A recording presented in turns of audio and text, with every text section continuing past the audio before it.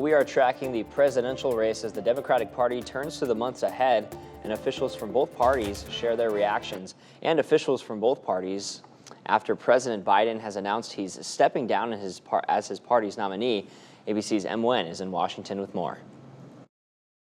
In an unprecedented and historic move, President Biden drops out of the 2024 race for the White House. It comes after his highly criticized debate 3 weeks ago, which sparked relentless pressure from his own Democratic Party to abandon his re-election bid.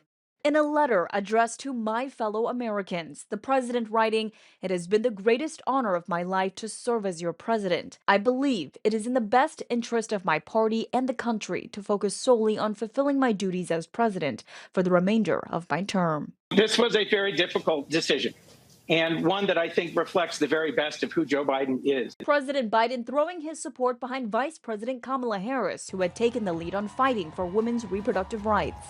Do we believe in the promise of America? And are we ready to fight for it? Harris saying, "I am honored to have the president's endorsement, and my intention is to earn and win this nomination." We're told she spent much of Sunday calling party leaders and others shoring up support.